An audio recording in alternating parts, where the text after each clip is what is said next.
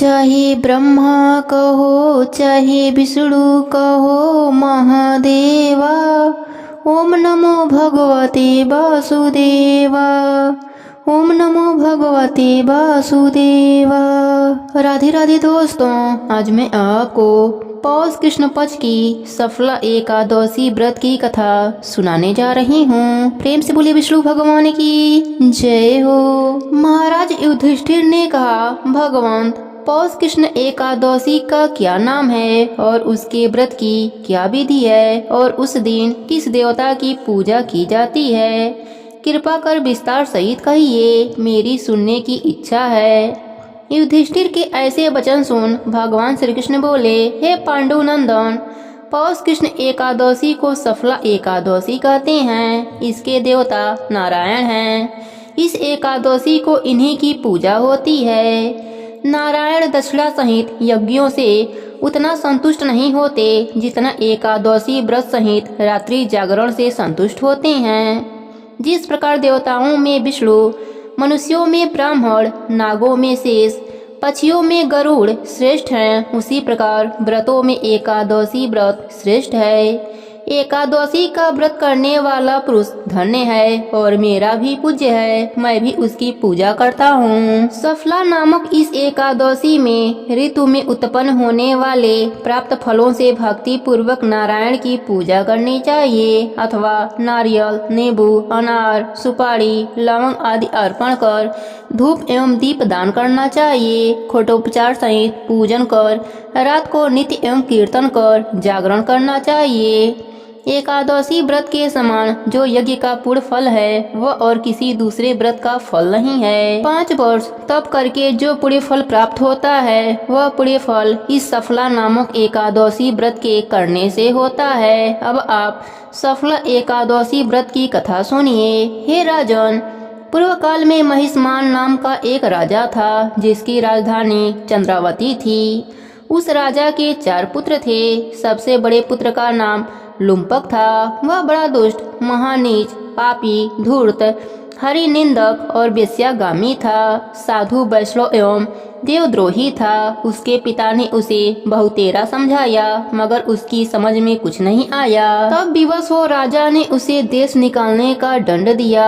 राजकुमार लुम्पक दंडित हो पास के ही एक वन में जाकर रहने लगा और अपने पिता के ही राज्य में चोरी और डांके डाल डाल कर प्रजा को तंग करने लगा।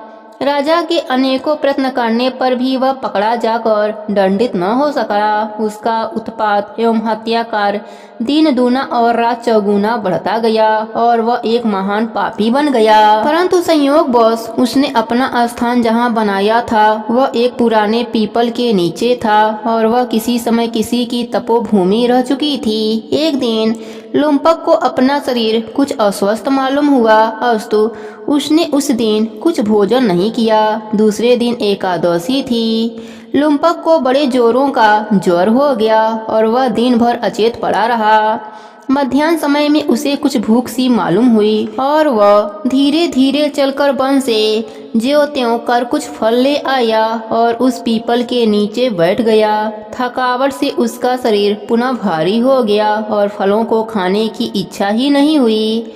तब उसने फलों को उसी पीपल की जड़ में रखकर कहा, लीजिए वासुदेव भगवान, अब यह फल आपको ही अर्पण है। यह कहकर वह उसी जगह पड़ा रहा और रात भर कराहता और छटपटाता रहा। संयोग इसी को कहते हैं कि इच्छा से अथवा अनिच्छा से वह 10वीं से नियम पूर्वक रहकर एकादशी को भूखा रहा। संध्या समय ऋतु फलों को श्री वासुदेव को अर्पण कर रात भर जागता रहा। इस महापुण्य से उसके आज तक के समस्त पाप जलकर राख हो गए और उसके हृदय में ज्ञान का प्रकाश उदय हो आया।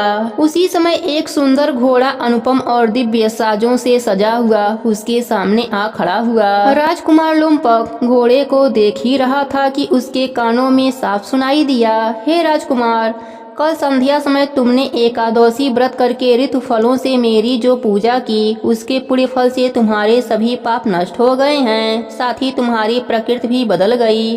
अब तुम इसी घोड़े पर सवार हो अपने पिता के पास चले जाओ, वह तुम्हें आदर पूर्वक रख लेगा और तुम्हें तुम्हारा खोया राज भी देगा। राजकुमार लुम्पक ऐसी आकाशवाणी सुन परम प्रसन्न हुआ और तत्काल ही दिव्य दिव्य वस्त्रों आभूषणों से भूषित हो घोड़े पर चढ़ अपने पिता के पास जाकर उन्हें प्रणाम किया और अपना सारा का सारा वृतांत उनको कह सुनाया।